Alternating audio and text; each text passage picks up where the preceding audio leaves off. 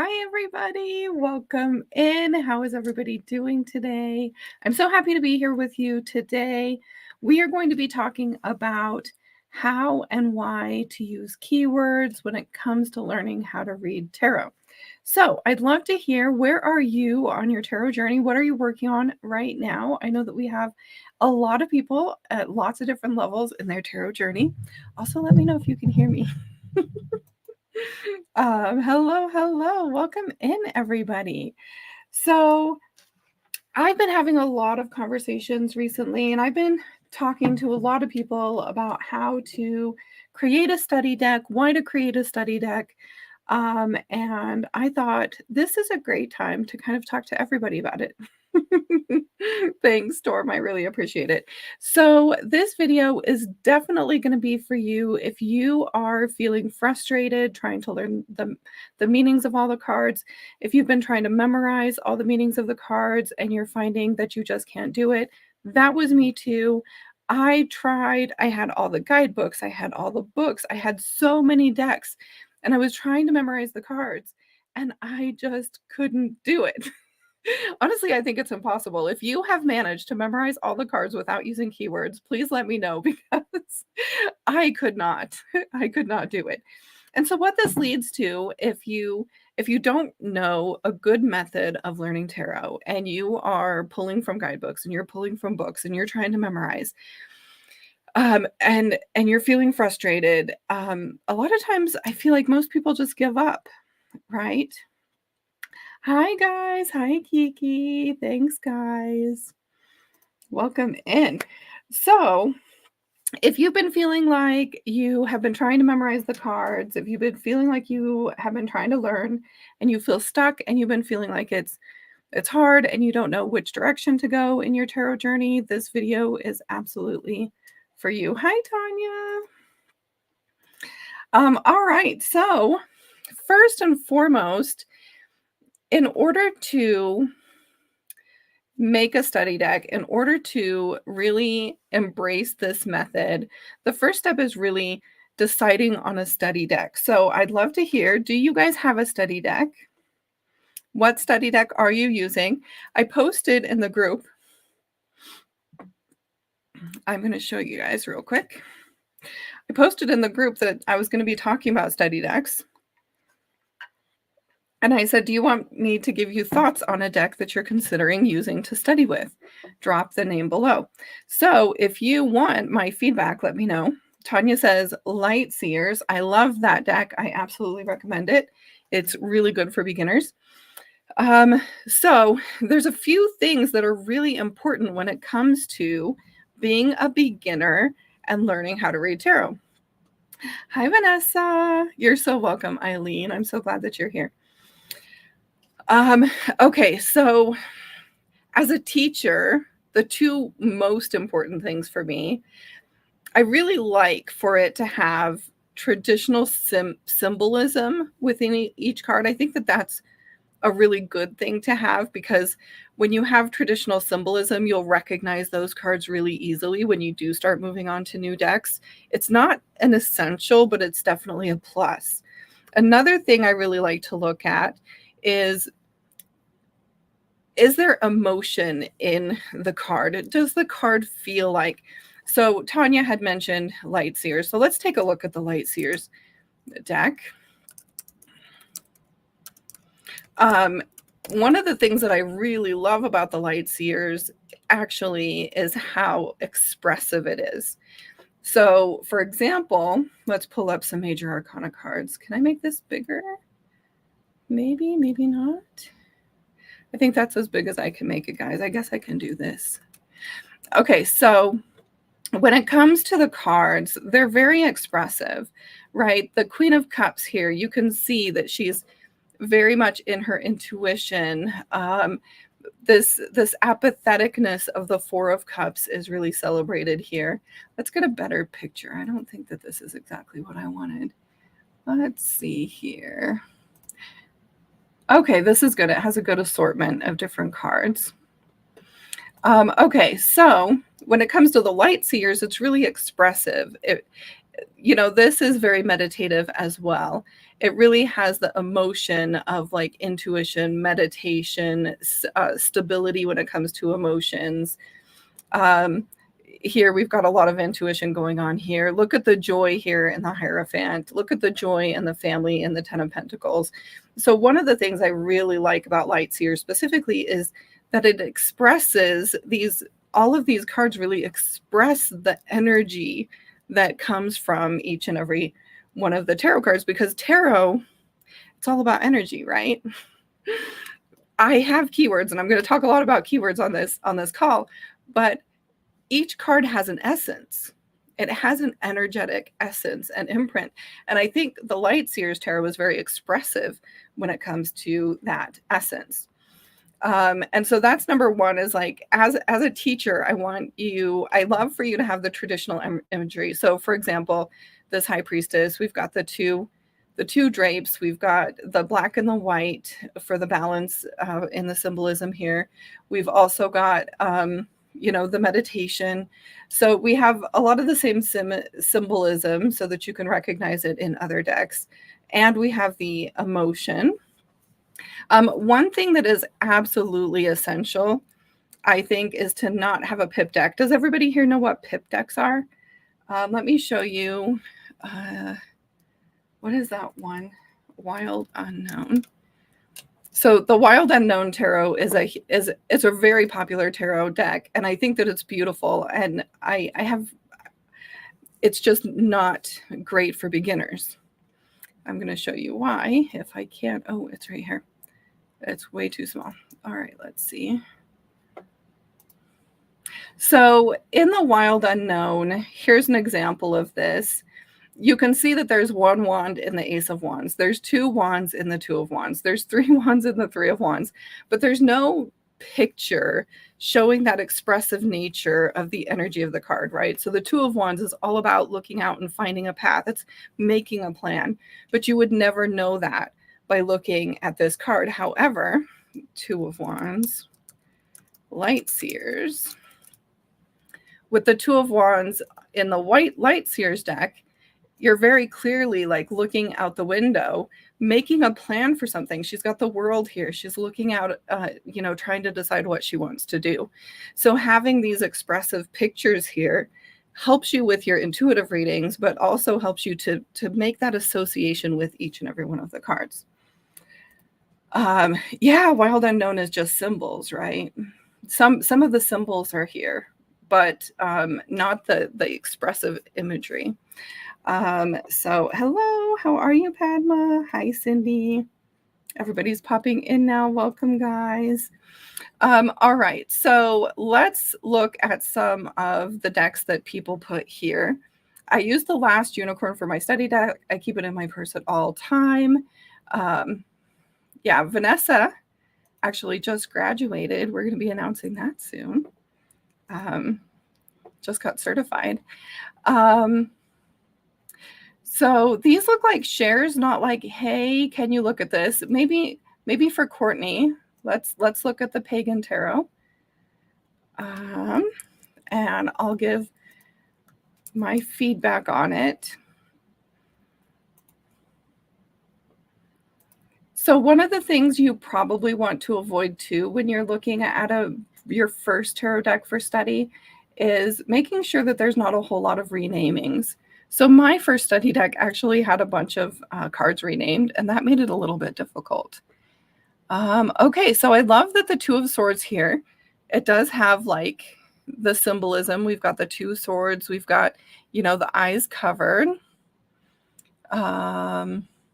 It looks like the Minor Arcana is not a pip deck, which is great. I'm not sure that those are very good pictures. Let's see. Let's keep trying here. And if you'd like me to look at your deck or whatever deck you're thinking about making your study deck, let me know. That doesn't look safe. And I will check into it.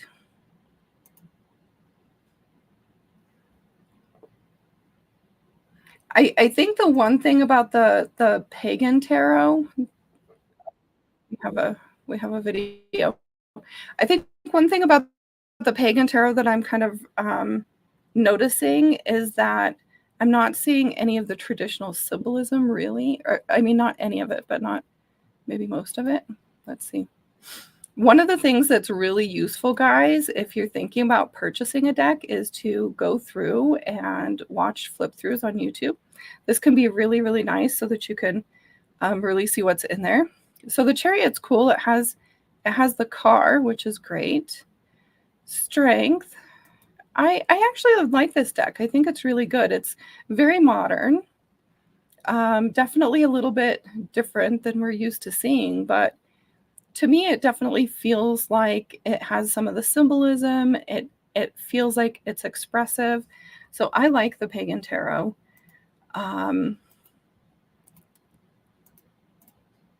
Courtney, I think that the Pagan Tarot is good.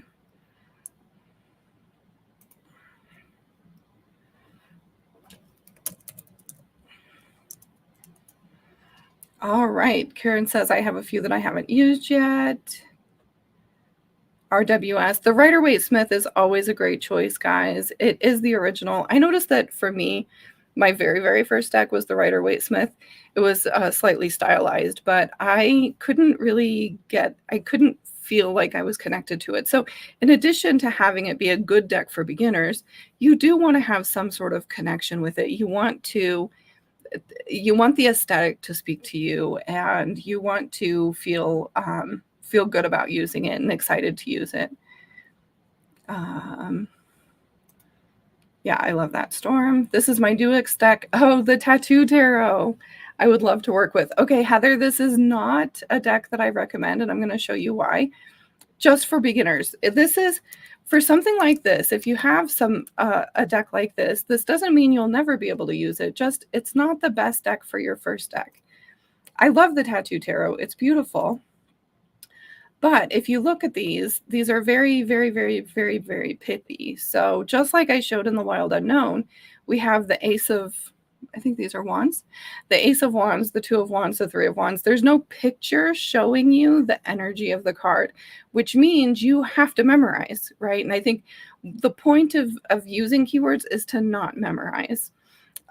So this is not a deck that I would start off with. This would be a deck that I would move to maybe after you feel like you have a good understanding of the cards and the card meanings. Okay, let me check you guys here. I have pip decks. The funny thing is every time I pull a card, I get a visual of the Rider-Waite deck. And that's how I remember the keywords. Yeah, I think you end up having these sort of connections with the cards, and you're able to pull those up. It's almost like a new language, what you're talking about, Vanessa, right? Like if you have a language and then you learn a second language, a lot of times until you're very, very fluent, you're pulling from that first language and then you're translating it in your head. Yeah. Looking through flip throughs on YouTube is an awesome idea to see new ones. Do you want me to check this out for you? Hashtag? Do you want me to see if it's a good beginner deck? Oh yeah, me too. Hi Monica, how are you doing? Tarot of Opposition is a nice beginner deck too. Okay, awesome. I'm not familiar with it, but if you'd like me to look at it and give my opinion, I can. Can we use the tarot cards with the meanings on the cards? Okay, here's the thing. I get this a lot, and there are a lot of decks out there with meanings on them, and a lot of the keywords are not great. So if you have keywords, I still suggest labeling them. If nothing else, underlining the best keyword could be really good.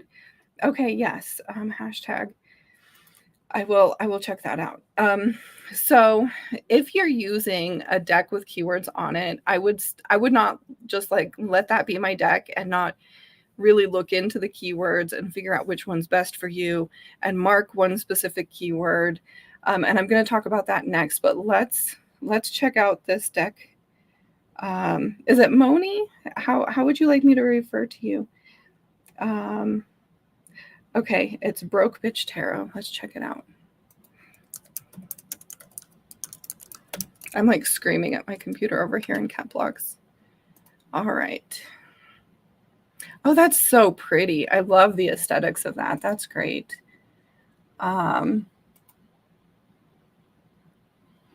oh, we found a flip through. Good. All right. So the Three of Cups, it looks like it's got some like key phrases on it. Justice, cause and effect, truth, get what is deserved. I love that for justice. New beginnings, transformation, powerful moments, love it. So far, I'm really liking the meanings that are on here. Vices, temptation, manipulation. Financial opportunity, prosperity. I love this deck. I think it's cute. I think it's fun. Charitable giving, shared wealth, generosity. Yeah, I would still maybe look at the keyword list and maybe label some. Mature, successful, practical. I think that this is a cool deck. I really like it. And honestly, the keywords aren't bad. There's a lot of them that have really bad keywords. This isn't nostalgia. These are good. Non-toxic masculinity. I love that. Emotional maturity, compassion.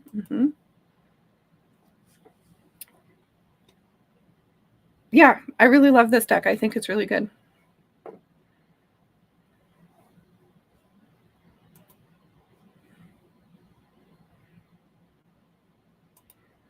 Okay, so let's talk about if you have a deck with keywords. So even this one, I would definitely suggest go ahead and labeling them, or at least checking on the keywords and seeing. So for example, let's jump into, let me get a document up that I forgot to get up before.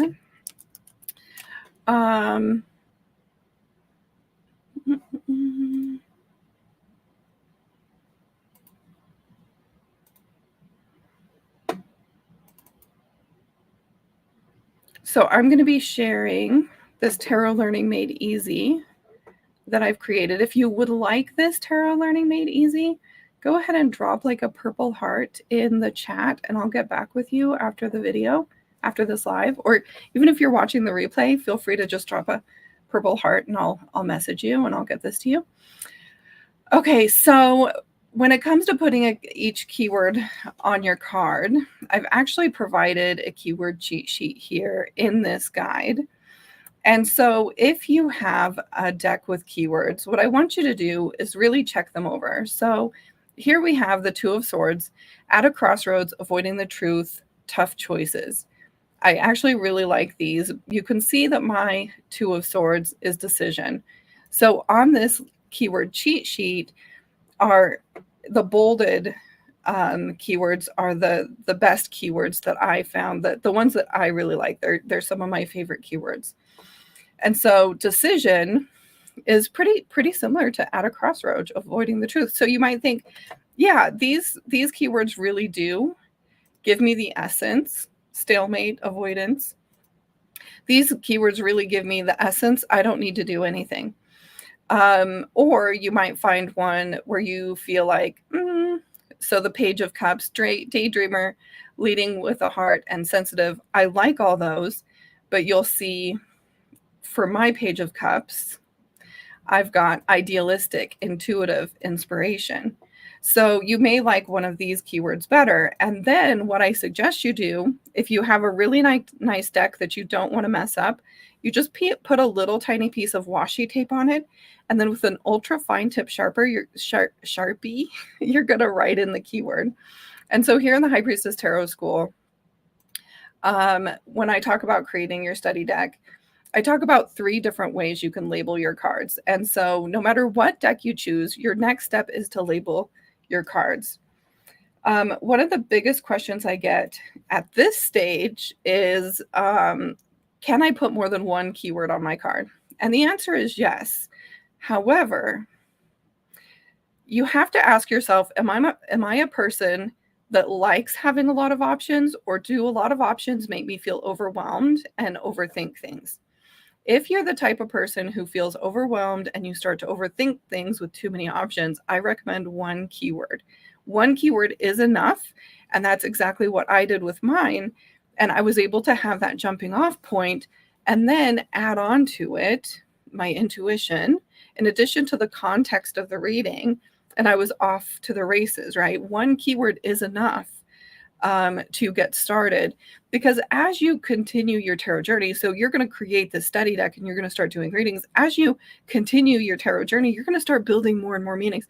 You're going to be doing a reading for someone and they're like, oh, I know exactly what that means. That means this. And you're like, I would have never thought of that, but it totally works. And then now you have another frame of reference for that card, and you actually continue building. No matter how long you're a reader, you continue building and changing your relationship with each and every one of the cards as you continue to move forward. So anyway, I talk about labeling in 3 different ways.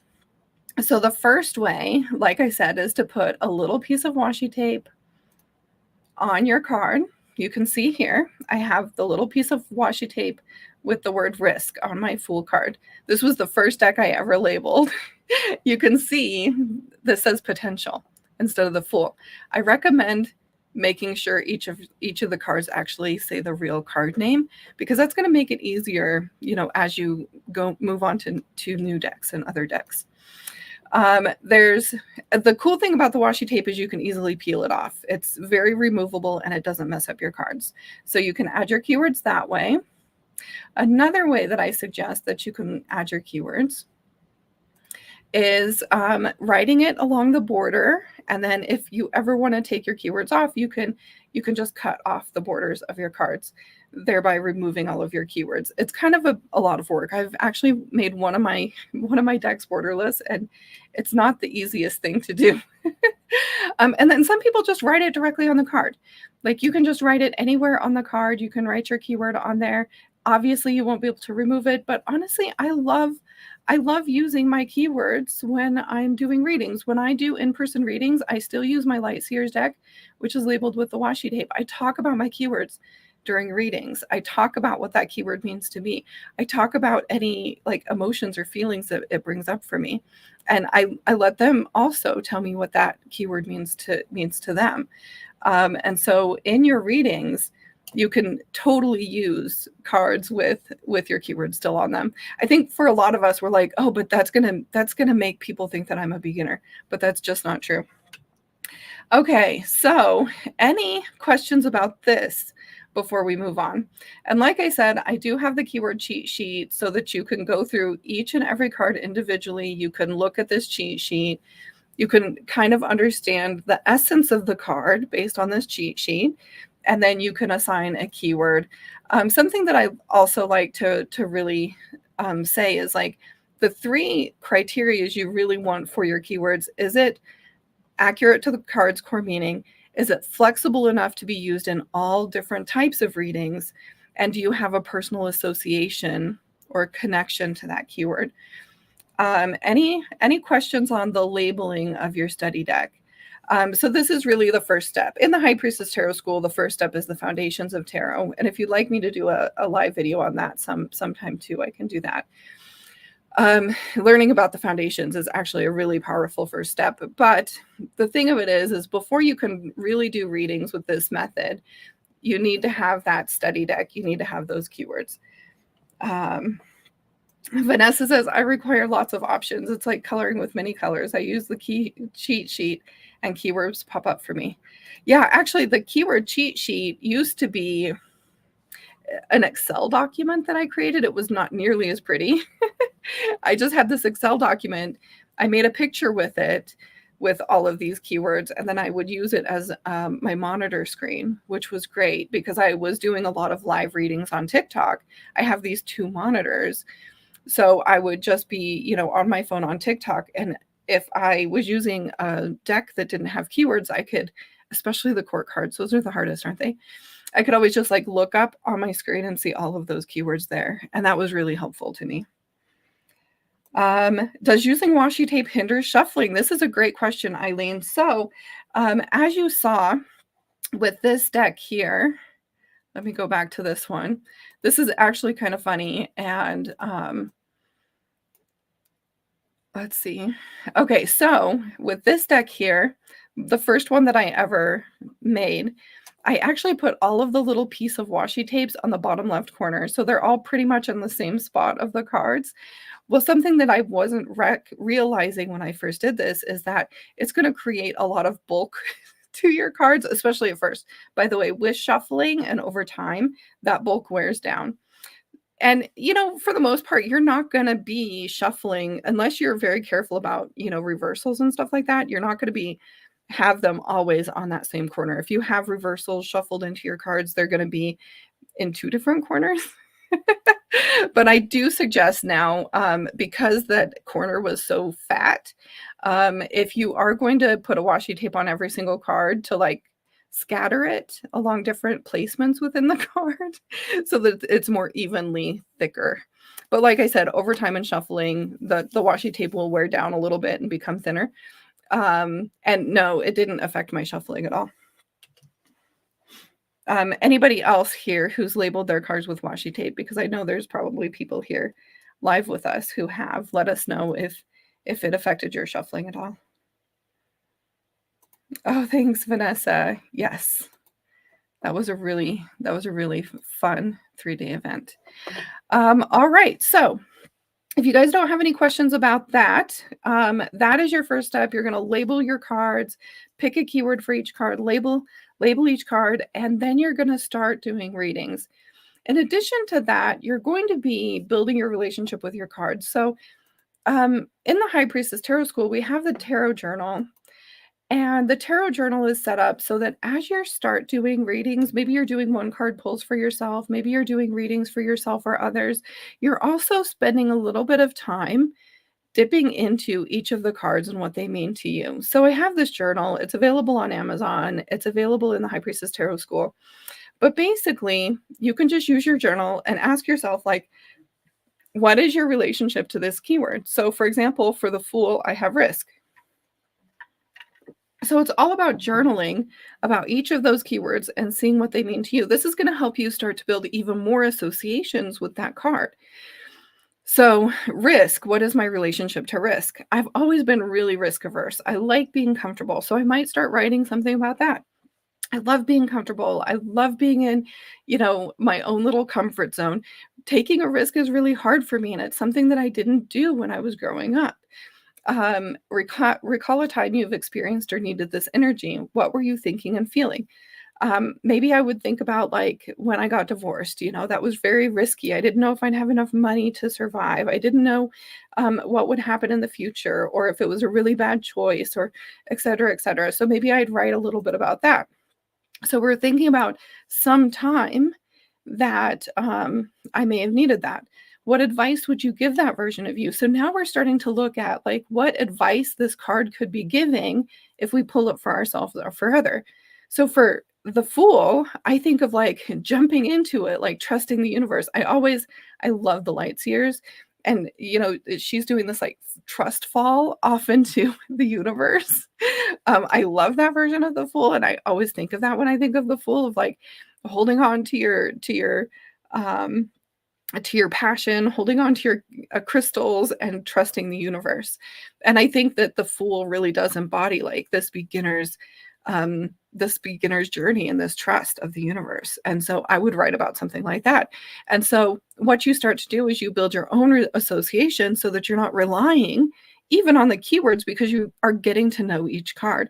You're building that relationship with each and every one of your cards. So I really think that this is an essential step when it comes to your tarot journey, is, like, really, especially using keywords, because keywords give you the jumping off point, but this is where the deepening of the relationship comes in. Yeah, Carrie says washi tape did not affect Carrie's shuffling either. Okay, so you're going to be doing one card pulls, you're going to be doing readings, and you're going to be building your relationships with the tarot journal or with your own journaling practice. You can ask other questions too. Those are just some questions that I find to be really helpful when it comes to doing readings. So you can start asking yourself questions. You can start building that relationship. You'll also, the more practice you get, the better you'll get, and the faster you'll get better. Practice is a huge key as well.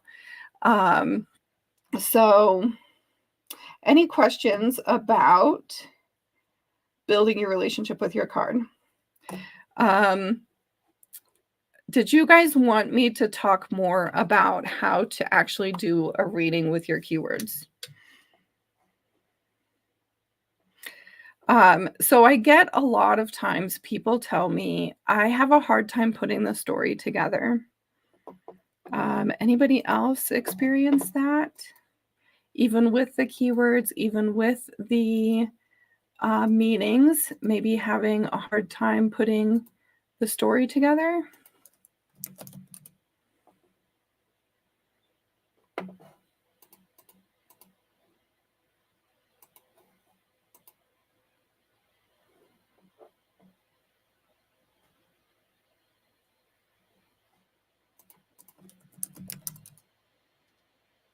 Sometimes it doesn't make sense. Okay, let's do that. Let's talk about the stories.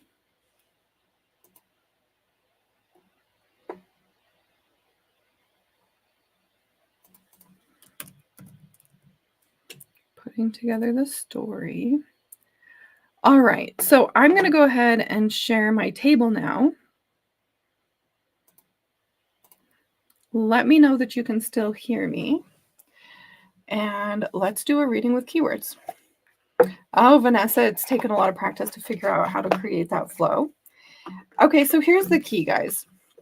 The number one key is in order to really be able to have a story, to have a reading that makes sense, one of the easiest ways to do that, I'm not going to say the only way to do that, but one of the easiest ways to do that is to have a really good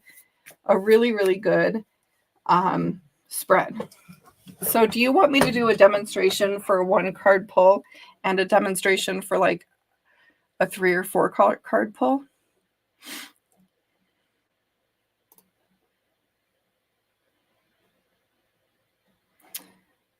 Let's talk, before I share this, let me add this to the stage here. Let me get back to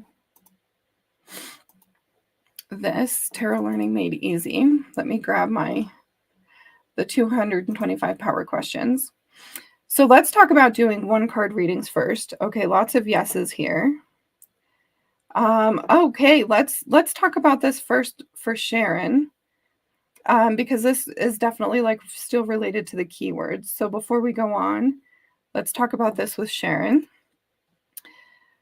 Okay, Sharon, so when it comes to, so here's the thing, right? We think that we need to memorize all the uprights of the card, and then we feel like we have to memorize all the reversals, and that leads to needing to memorize 160 meanings, right? But now we've just taken away 78 meanings that you have to memorize because you don't have to memorize the uprights anymore. So now how do you do the reversals? There's a couple ways, and actually I am fluid. I try to be very, very flexible and fluid with my reversals, and I let it be a lot more intuitive in that sometimes I read a card reversed even if it's upright. Sometimes I read a card upright even when it's reversed. And I can explain kind of in detail like how it makes sense to be able to do that if you'd like me to. But I'm really flexible with it based on context. For example, if somebody says, "What should I step into?" and I get or "What should I let go of?" and I get the Sun, I'm not going to say to let go of joy. I'm not going to say to let go of clarity and illumination, right? So if I pull this card in a "What should I let go of" spot, I'm gonna say anything that's keeping you from feeling joy. You know what I mean? If you're being so specific with this and it's upright, what to let go of, you'd be like, oh, you're supposed to let go of joy. That doesn't make sense. So we read it reversed, or we use it as a clue. I'm going to use it as a clue to say, oh, you're being invited to let go of anything that takes you away from joy and happiness and feeling alive. right? So when we're being intuitive in our readings, we're paying attention to the context, we're paying attention to the meaning, and we're also paying attention to the depiction on the card and our intuition that comes through. When I was talking about all cards being energy, they are, right? So like without looking at this card, I'm just pulling it, right? I don't know if you guys know don't say what the card name is. What is this about? What energy does this give? Openness, happiness, full circle maybe, right? There's an energy to each and every one of the cards that we can feel. That's a part of it too. So when we're doing readings, it's not just about the keywords. It's not just about the card name. It's not just about the image or the reversal or whatever. It's about all of it together and allowing whatever works within the context and whatever feels right to you at the time to be what you go with. Okay, so let's talk about doing a one card pull. Oh yeah, so anyway, reversals. So all of that to say, let yourself be fluid with your reversals. Let yourself read uprights, even if it's reversed, if it feels better, if it feels more right.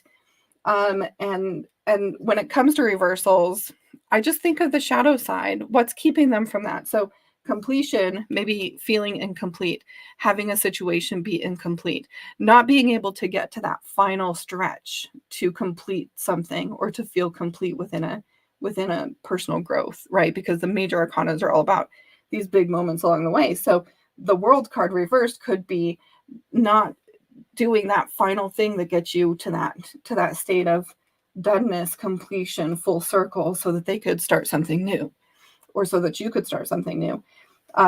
Illumination, like feeling like things aren't clear, feeling like you're unhappy, feeling right. So like you just take the meaning and you reverse it. What's the opposite of that thing? Escape.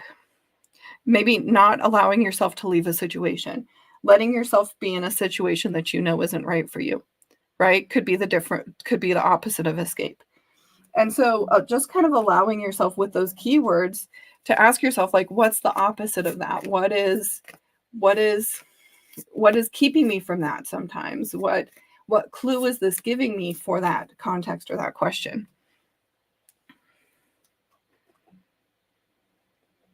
Let me know if that made sense, Sharon. Yeah. Honestly, it's way better than trying to memorize another 78 meanings. It allows it to be more in flow. It allows it to be more intuitive, and it's a lot easier. Instead of trying to put a lot of pressure on yourself to memorize 160 meanings upright and reversed. Okay, so let's talk about doing one card readings. So the first thing you're going to do, and I'm going to show you these 225 power questions that I created, so you can kind of see what I'm working with. So the first thing you do is you just pick a question. The helpfulness of your one card readings are going to be determined by how good of a question you ask. You're welcome, Sharon. So the better the question you ask, the more guidance you're going to get, the more clarity you're going to get, etc. So let's use an intuition. I think most of the people here are working on their intuition or care about their intuition, right? So let's pick one of these. How can I create a stronger daily spiritual practice? I think that's a good one. I'm also going to write it so that I don't have to keep going back as I talk about it. Okay, how can I create? Do you guys like that question? We can think of it as a collective. How can I create a stronger daily spiritual practice? Okay, I'm ready. Now I'm going to pull a card. So the first step when you're doing your reading, oh, nope, I don't want to remove that one. I want to make it big. The first step is to ask the question. I mean, the first step is truly to get grounded, take a few nice deep breaths, make sure that your space is clear, your mind is clear. Take those deep breaths, ask your question, how can we as a collective create a stronger daily spiritual practice? Now I'm selecting one card. Ooh, it's reversed too. Okay, so let's talk about this. We've got the Knight of Swords. My keyword is impulsive. So if you think about the reverse of impulsive, what would that be? I'm going to give you guys some time to answer in the chat. I want to see what you guys think. What is the opposite of impulsive? How can I create a stronger daily practice? Oh, you pulled for yourself and you got justice. I love that.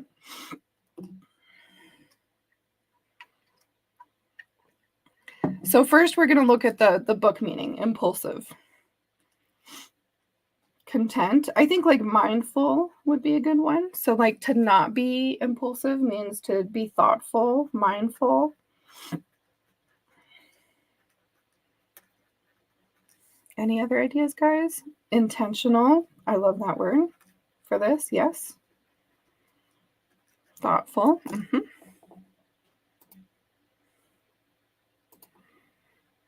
So that's kind of the book meaning, right? The book meaning is to be more mindful, thoughtful, intentional, like slow. I like what you had with content, and I think you meant more like slow, deliberate. Mm-hmm. Holding back, like thinking about things before you do them. Yeah, I like that. Okay, so now the next thing. So first we're going to just look at the book meaning, and that's what the book meaning is, right? Next, we're going to look at the imagery, the symbols. Cautious and premeditated. Yep, I like that. Cautious. Okay, so let's look at the imagery and the symbolism. What are you guys seeing in the imagery and the symbolism? I see a lot of fastness. We can like turn it right side up too if that's helpful to like really look at the symbolism. We know that it was reversed, right? We've got the motorcycle, we've got the bow, we've got the crow flying, we've got the figure running. So much movement, so much fast energy. So when I think about that, like this, like always running, always fast, always needing for movement, this sort of need for movement, right?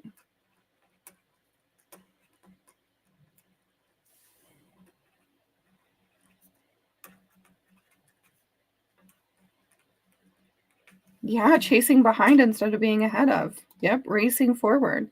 Good ones, guys. So we're just kind of spending a little bit of time like looking at the symbols. What's your initial impression of this card?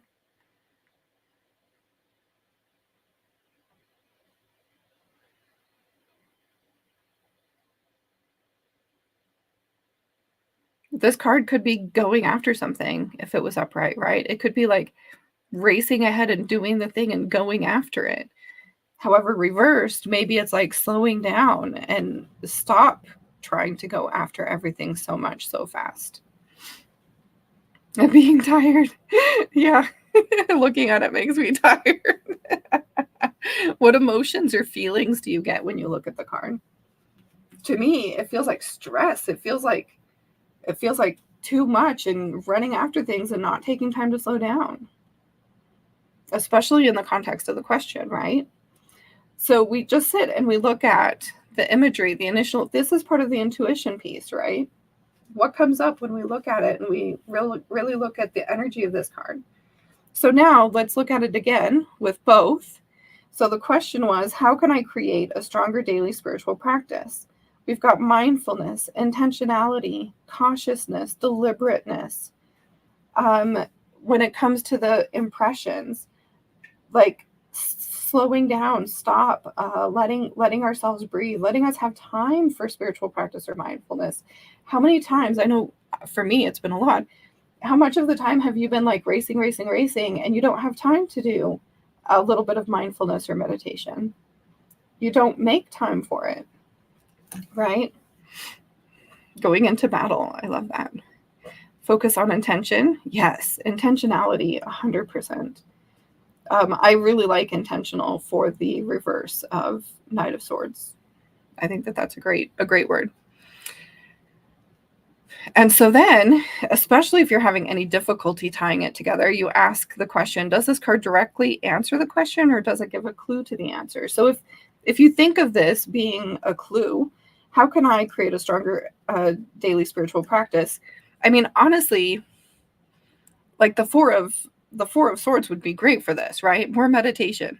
That's a direct answer.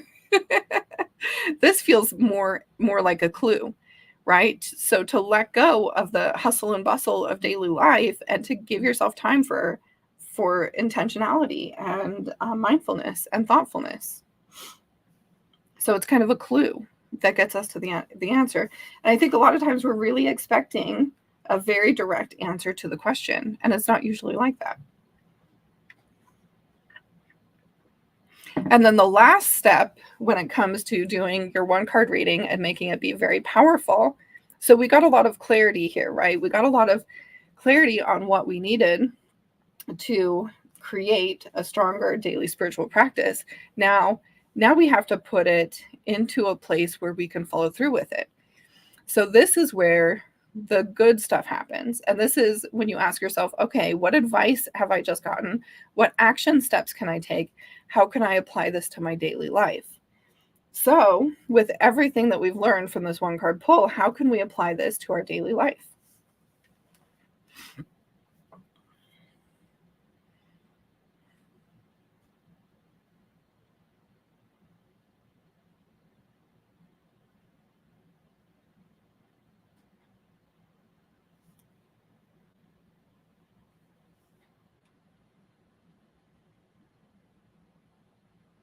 Start immediately.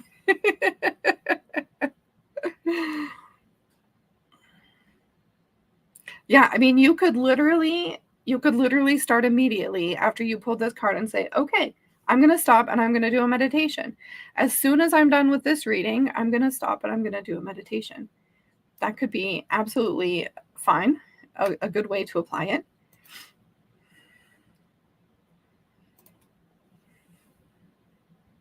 An action step could be scheduling time for mindfulness. So I talk about, I love that for advice, Christine. Slow down and make time for yourself. Yes. I think that that's a good starting point for this last step, right? But I think in order for us to really follow through, we need to schedule it. We need to plan it. Even if that is, I'm going to take mindful breaths the next time I wash my hands. I like to talk about how you can be mindful without meditation, how you can be mindful all the time, every day, not all the time, but in certain situations throughout the day, so that you have a daily mindfulness practice that doesn't mean that you have to sit down and close your eyes and be in a dark room. You know what I mean? So maybe it's saying, okay, every time I prepare my meals, I'm going to take some conscious breaths, or every time I wash my hands, I'm going to take some mindful breaths. Or if I'm sitting with my pet, I'm going to be like really mindful for a few minutes every single day with my pet. Things like that. Maybe this reminds you that you haven't done your art. Maybe art has you feeling like really, really spiritual and really connected. I know for me, I get a lot of really great insights when I'm doing art. So maybe that is, okay, I'm going to make time for art every week. So what I do to apply this to my life might be very different than what you do, but depending on how this affects each of us, we're going to think of a different way to apply it. However, I like for it to be specific enough to have follow through, right? This slow down and make time for yourself is great, but that's just an intention. There's nothing wrong with it. Intentions are great, but we have to schedule in the action to make that intention come true, right? Yeah, routines and practices. Yeah, it could be deciding to get up 10 minutes early every day and sit and breathe for 10 minutes. It could be doing that at the end of the night before bed. It could be sitting down with your tea or your coffee first thing in the morning and listening to something you love and being present in that moment. It could be art. It could be anything that helps you feel more spiritually connected, right? So for some people, that could be gardening. I'll make 10 minutes every day. I'll make time for 10 minutes every day of gardening. But to know what that looks like in your schedule too, because it's easy to set that as an intention as well without actually acting on it. Okay, so how do we feel about that one card pull, guys? Do you guys want me to show you like a reading now?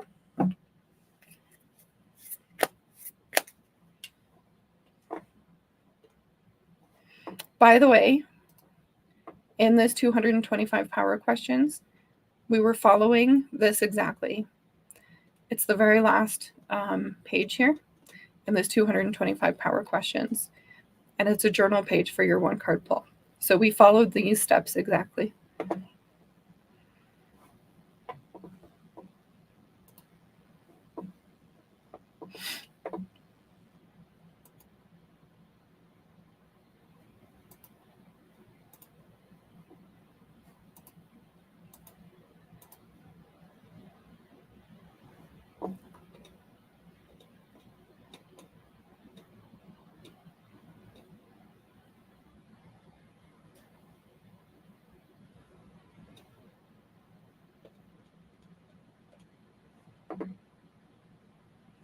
Thanks, guys.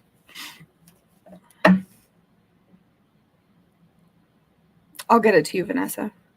Drop a if you want the guide today, guys, just drop a purple heart. I'll get it to you.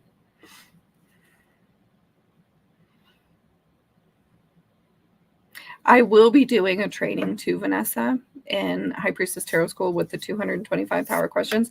They're not in there yet, but they will be pretty soon. But just drop a purple heart and I'll get it to you. All right, so let's do a reading. So what I did is I popped up this was a 10-day challenge that I did, 10 powerful tarot spreads. I think you'd be able to find these in the free group, Learn Tarot and Magic, in the images probably, because I'm pretty sure they got shared in there. Okay, so anyway, I just popped this open. I thought claiming my strengths could be really nice. I think we're in Leo season right now, and this is a great time to be shining our light and claiming our strengths. What do you guys think? Can I remove myself and do a dual layout? I don't know. I think you guys probably want to see I can keep repeating the questions and just show you the cards. Okay, so here's what I do when I'm doing a reading. Okay, so the first thing I do is I do a little shuffling, and then I ask the first question and I pull a card. By the way, there's no right or wrong way to shuffle. Okay, so we're going to do this as a collective again. What are our unique qualities and strengths that make it easy to believe in ourselves? Okay, so let's pull a card. So the first one, you guys should be able to see it in the corner there a little bit. I'll get that blown up after I'm done. What limiting beliefs or self-doubts can we release to embrace a stronger belief in ourselves? Next up, how can we celebrate past achievements and use them as stepping stones for future successes? Just like when it came to the one card pulls, guys, having a good spread makes a huge difference when it comes to having a cohesive reading. Eventually, you'll get so good at this that you'll be able to drop a bunch of cards and have a cohesive reading come out of it. But for a lot of us, a good first step is using high quality spreads so that you have that context. Otherwise, you're just looking at a bunch of energies with no context, right? Okay, so let's do it. So let's break this down piece by piece. Let's remove this. Let's remove me. That wasn't right, was it?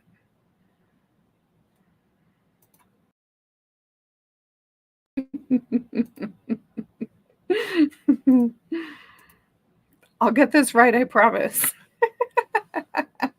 All right, let's do it. Okay, for the first card, what are my unique qualities and strengths that make it easy to believe in myself? So what are our unique qualities and strengths that make it easy to believe in ourselves? And we got the Queen of Swords. So let's really focus on the Queen of Swords first. The keyword is honesty.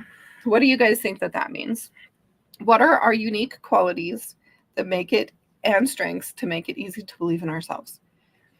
I think when it comes to swords, there's an element of truth. Like, this is the truth. This is what's right, what's just.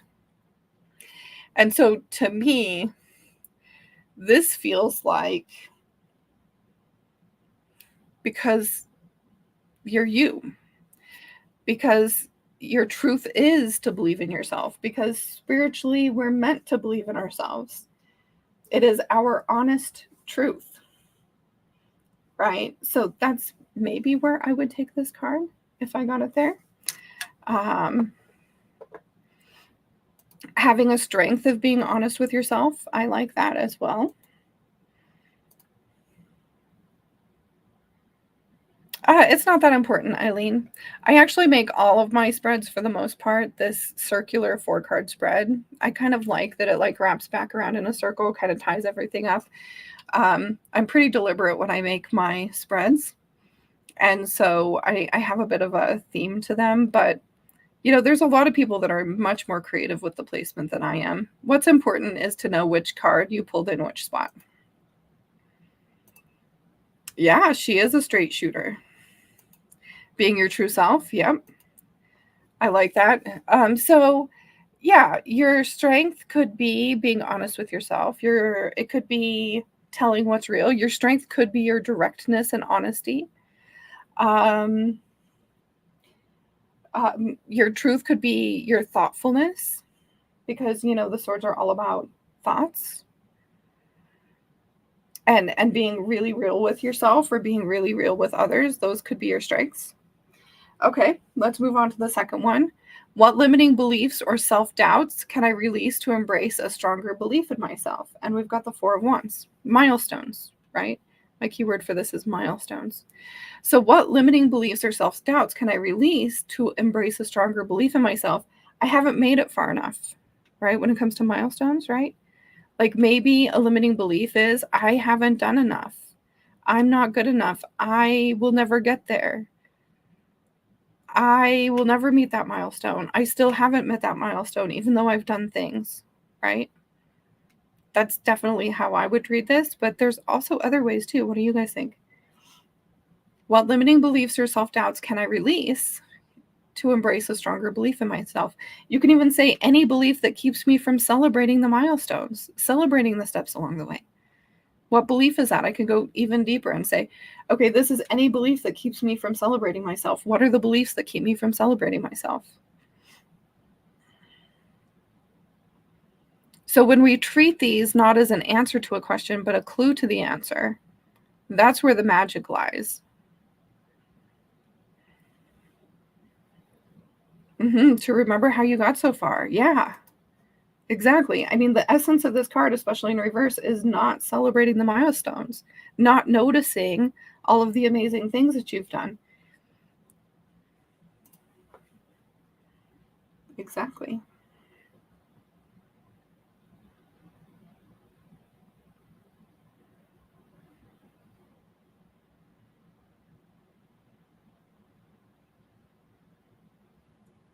And let's not forget, too, what is the purpose of this reading? Claiming my strengths is the title, right? So this is about claiming our strengths. That's the purpose. I feel like as long as you keep in mind the purpose of the reading, it will always be cohesive if you have a good spread. Okay, card number 3. How can I celebrate my past achievements? Funny that comes out next, right? We were just talking about not celebrating our achievements. How can I celebrate my past achievements and use them as stepping stones for future success? And we've got the 4 of Swords reversed. So the 4 of Swords is respite. What do you guys think? This is kind of a more difficult placing, right? I want to hear what you guys think. How could I celebrate my past achievements and use them as stepping stones for future success?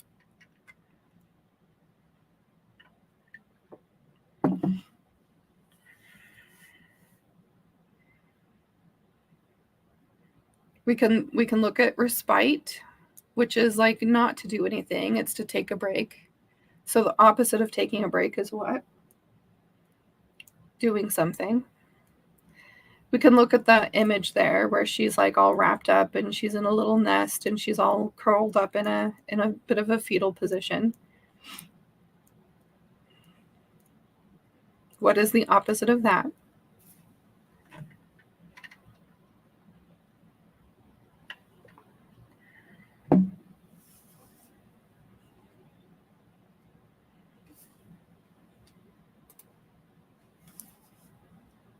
Vanessa, what if someone doesn't resonate with the strengths given? Could it be a hidden strength or something they're invited to step into? Yes, exactly. Yes, exactly. 100%. In fact, I think tarot a lot of times gives us strengths that we don't resonate with because it's telling us that that's our strength and that we have a limiting belief keeping us from stepping into it. So anytime I pull something for somebody's strength, I say, you have a strength in this, right? I want to convince them. I want to say, if you don't resonate with that, if you don't feel like that, tarot is trying to tell you that you really do, that you have this within you. Because they do. We all do, right? We all have all of these strengths within us. Any strength that comes up on one of these tarot cards, we all have them within us. We all have access to them if we let go of our limiting beliefs. I truly believe that. So, yes. Okay, do something. Yes, exactly. So the question, let me read it again. How can I celebrate my past achievements and use them as stepping stones for future success? Do something. Do a celebration. Write a journal entry about how amazing you've been, right? Do something. I love it. Use your positive energy to celebrate. Yes. Exactly, Carrie. Take action rather than retreat. Yep. Uh-huh. Yeah, how many times have you retreated from your achievements because you've been told you can't celebrate yourself because it means that you're selfish or whatever that you're afraid people are going to think that you think that you're all that, whatever that is. A lot of us are taught to be small, so it's all about like, hey, you have these past achievements, how can you celebrate them now and continue celebrating them in the future? To wake up and see what good things lie ahead. I love this. Yes, Carrie. Mm-hmm. Yeah, great job, guys. Okay, let's do the last one. We've got the Fool reversed. Okay, the last question is, what does my inner wisdom or intuition tell me about my potential and abilities? Okay, so what does my inner wisdom or intuition, what does my intuition tell me about my potential and abilities? So if you think about this as a reversal, so this is when I'm talking about like being fluid with this sort of thing, right? I'm never going to tell somebody that their intuition tells them not to take risks. We never grow if we don't take risks. So I'm never going to tell somebody that I'm doing a reading for, you need to not take risks. Your intuition is telling you you do not have the ability to take risks, right? Risk is my keyword, by the way. So I would read this as an upright. In this context, maybe it's reversed because the person hasn't been taking risks. So you could use this as an indication like, okay, the person I'm reading for hasn't been willing to step out and take risks. And that's why it's coming up upside down. Not because the message I'm supposed to give is to not take risks, but they're just not. So your inner wisdom and intuition might be saying, hey, you haven't been taking risks. It's time to put yourself out there. You can do it. That's how I would read this, right? Because I'm never going to read it in the opposite direction for myself or for anybody else. So let me know how you would read this, the Fool. What does my inner wisdom or intuition tell me about my potential and abilities?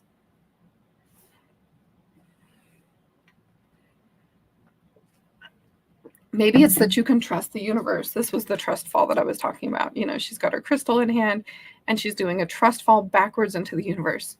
Like, you can trust the universe. Your wisdom or intuition is saying, maybe you haven't been trusting the universe, but you can trust the universe. You can trust yourself. You can trust your intuition. You can trust that it's all going to be okay. You can trust that you can take this risk and it'll work out. Feel the fear and do it anyway. Yes. I love that.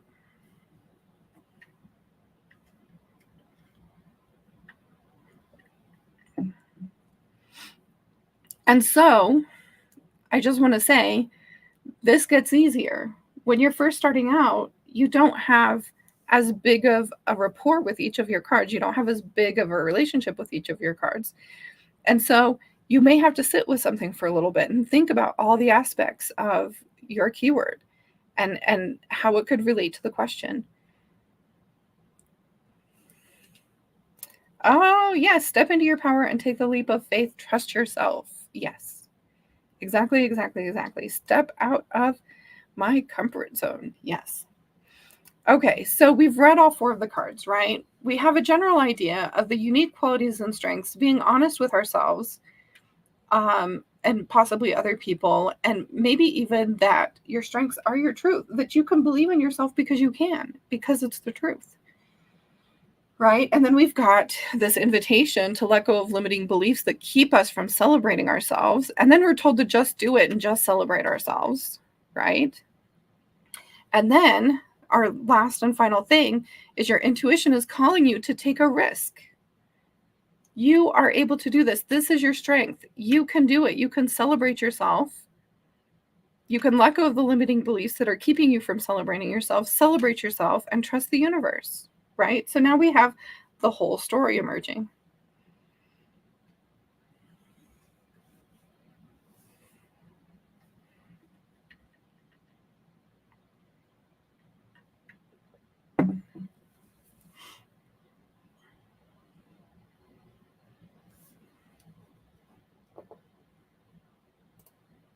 Okay, guys, thoughts? And I mean, those are the beginning steps for learning tarot. Like I said, you continue to build your relationship with the cards. If you choose to go into creating a business out of tarot reading, side business or main business or otherwise, there's lots more steps. But this is the beginning steps to reading easily, reading quickly instead of trying to memorize for months and months. There's still lots of steps after that. There's steps to help you trust your intuition, steps to stepping into sharing this with others. If that feels like something you want to do, maybe you want to share it with your family and friends, maybe you want to share it with the world. There's steps for that too. But I feel like these are the key principles to reading tarot quickly and easy, so that you can just step into doing readings right now. Otherwise, we just end up spinning our wheels and trying to memorize. And we just get frustrated and quit, right? Anybody here thought about quitting? Like, this is just too hard. You're welcome, guys.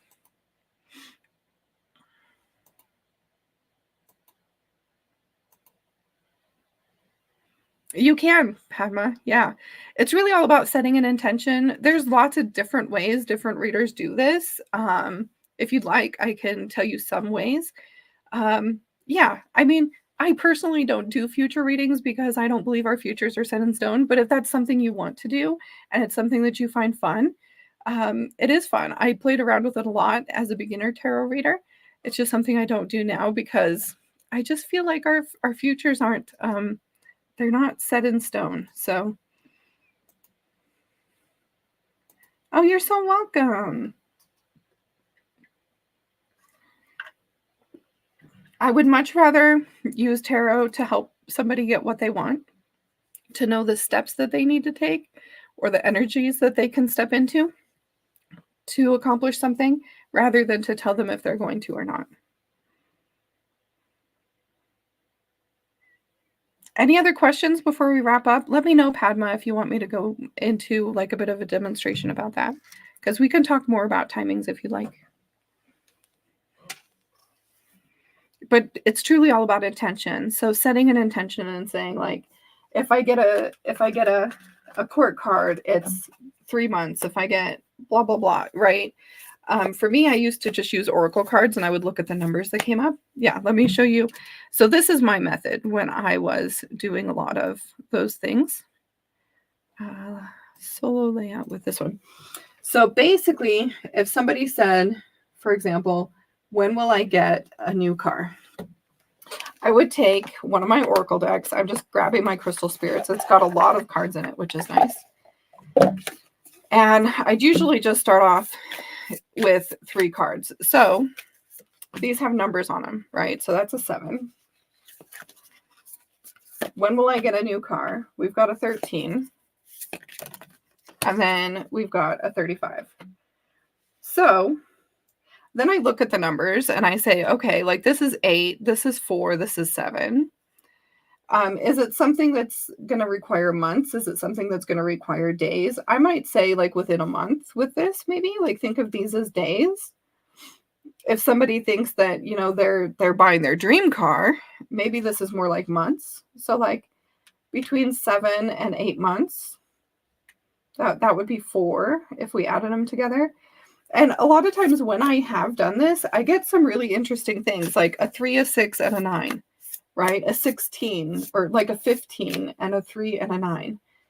So like there's some really interesting things that come up when I do that have been like, wow, that's so strange. And honestly, I've been right in some of the cases that I've done these predictions.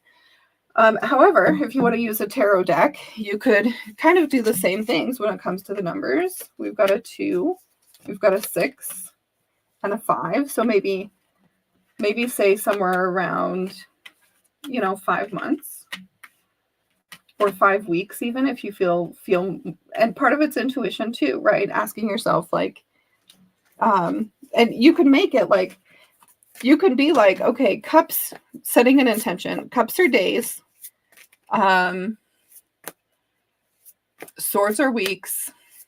Cups are days. Let me write it down. Cups are days. Swords are weeks. Right? So like assigning and then pulling one and saying, okay, cups are days. So it's going to be 6 days because it's a 6. Or some people do seasons, right? So you can assign seasons. So we could say summer would definitely be wands, wouldn't it? Cups might be spring. Swords, I personally might be winter for those. And then pentacles, fall. I might switch those around, but let's just say. So we've got summer is wands, cups is spring, swords are winter. You might want to assign something to your major arcanas or just skip them when they come up. So then we got a wand. So this summer, it's going to happen for you this summer, right? So a lot of it has to do with coming up with an intention and deciding this is what it means to me when I do timing readings. You could make it anything. You could make up anything that feels right for you, anything that feels good for you. Make any association. If it's a number between 1 and 3, it's this. If it's just have it written down, decide on it, set that intention, and then you pull your cards. And then you ask your question, pull your cards, and you just trust it. Does that make sense, Padma? I like to use the numbers and I like to do a little numerology and kind of, okay, it's between this and this. But I definitely have heard a lot of people use the season method. Yeah, exactly, Vanessa. That's why I like it. Okay, let's open up for any Q&A. Like if you have any questions at all, let me know. I know, Vanessa, you asked an amazing question, especially for those who aren't beginners in the group. So let me jump into that real quick. I have it open. Have your keywords changed over time to better fit your understanding and relationships to each card? Or is it just a mental note of that evolution? This is such a great question, Vanessa. So here's the thing. If you stray really far from my keyword sheet when you're labeling your cards and you're still having difficulty and you think that it's because of your keywords, it could be a really good idea to change your keywords. I have had some of our students who have started doing readings and they were like, I don't like this keyword anymore, especially when they're not empowering. The thing that I see the most is people choosing disempowering keywords and then finding that it makes a really icky reading, right? So that's the big thing that I see people doing is using disempowering keywords and noticing that it doesn't make for a great reading. And then when it comes to me, a really good example of this, and I talk about this in the High Priestess Tarot School because it's really stuck with me. For like the Three of Pentacles, I had my keyword collaboration. I'm sure I've made it different on the keyword cheat sheet. I don't think I did that to you guys. But anyway, collaboration to me as a business owner means working with other business owners. It means, bringing more people in, like maybe doing videos with people or whatever. So anyway, I kept getting in my tarot readings this Three of Pentacles, Three of Pentacles, Three of Pentacles. So I kept doing collaborations with other business owners and it kept coming up over and over. And then I opened Cosmic Expansion membership. This was back in 2022. I opened Cosmic Expansion membership and I decided to create it, right? So I decided to create Cosmic Expansion. I knew I was going to need to hire somebody, bring somebody in to help me with it. At the last minute, like we were so rushed to get everything done on time, I hired a VA, a virtual assistant. So this is somebody that helps a business owner like me do things behind the scenes. So my virtual assistant helps me with my social media right now, for example. So anyway, I hired Sharon, my virtual assistant, and I stopped getting that card. And so I kept looking at it as collaboration, but it's really more about teamwork. And so now the question that I like to ask when I read that card is, who do you need on your team? Maybe it's a babysitter. Maybe it's somebody to help you at work. Maybe it's a nutritionist. Maybe it's who do you need on your team, right? So I definitely read it a lot differently now than then because it has opened up that I didn't change the keyword on my card because by the time I had pulled it over and over and over and thought of it as collaboration and it wasn't, I mean, it was still collaboration. It was just a different way to think of collaboration, right? But by that time, I already had this relationship built with this card and I didn't necessarily need to change it on my deck because I already knew the replacement keyword, the way that I was going to think about it a little bit differently. You know what I mean? Because teamwork could mean a lot of different things to a lot of people. And so, one of the things that I like to remind people, because I think when you're a new tarot reader, you think that if I get these cards, it means this. Done. End of story. That's what those cards mean. But it's just not true. If you give 3 cards to any 3 readers, even with a spread, even with very specific context in a spread, you will get 3 different readings. There's going to be crossover. There's going to be some things that are similar about them, but you will get 3 different readings. Anyway, thank you so much for asking that question. I think that when you start building your relationship with your cards, there's no real need to change your keywords. But if you're finding that your keywords aren't working for you, sometimes it is handy to change them. Any other questions before we finish up for today, guys?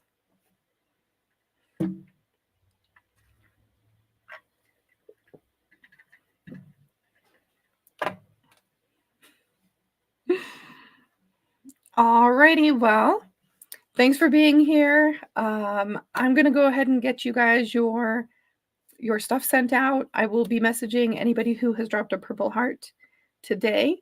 So if you'd like that guide that I was showing you guys, drop a purple heart and I'll get it sent over. You're so welcome. You're welcome, Carrie. All right, guys, have a great day and I will see you guys soon.